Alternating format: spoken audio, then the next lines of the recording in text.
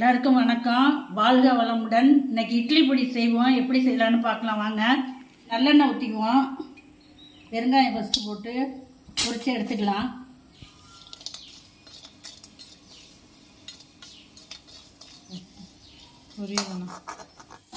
மிளகா போட்டுக்குவோம்.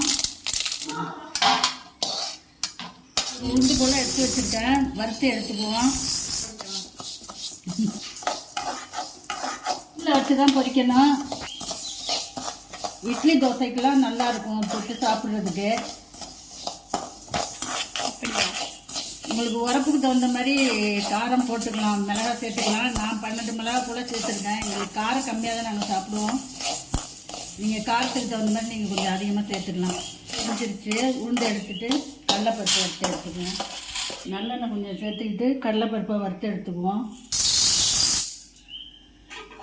கடலைப்பருப்பு ஒரு 50 போல் எடுத்துருக்கேன்.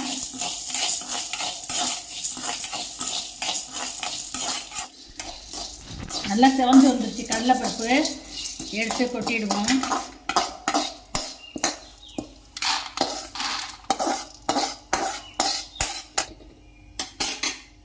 50 கிராம் அரிசி போல் எடுத்து வச்சுருக்கேன். பொரிச்சு எடுத்துக்கலாம்.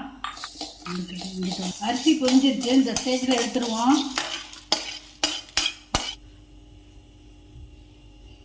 கருவேப்பிலை சேர்த்துக்குவோம். கருவேப்பிலை சும்மா எண்ணெய் ஊற்றாம தான் சேர்க்குறேன். உடனே நல்லா வறுபடும். கருவேப்பிலை நல்லா பொரிஞ்சிருச்சு, இறக்கிடுவோம். கொள்ளு ஒரு 50 போல் சேர்த்துக்குவோம். கொள்ளு கொஞ்சம் சேர்த்துக்கிட்டா உடம்புக்கு நல்லது, கொலஸ்ட்ரால்லாம் கொஞ்சம் குறைக்கும். அதுதான் கொள்ளு சேர்த்துக்கிறது. கொள்ளு நல்லா கொள்ளை இறக்கி கொட்டிக்குவோம். பூண்டு ஒன்று எடுத்து சேர்த்துவோம். பூண்டு தனியாக வச்சுக்குவோம். ஏன்னா பூண்டு கடைசியாக தான் அரைக்கணும், அதனால் தனியாக வச்சுருக்கேன். கல் உப்பு போட்டுக்கலாம். ஸ்டவ் ஆஃப் பண்ணிடுவோம். அரைச்சிக்கிட்டு காமிக்கிறேன்.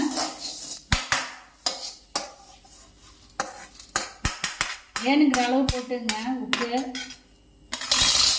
ஆறினோன்னு அரைச்சிட்டு வரும்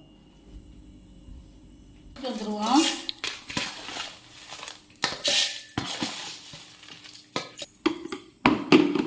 கொஞ்சம் அரைஞ்சோடனே பூண்டு கொஞ்சம் போட்டுக்குவோம். அது பொடியை வச்சு நல்லெண்ணெய் ஊற்றி கலந்து சாப்பிட்டிங்கன்னா அவ்வளோ நல்லாயிருக்கும்.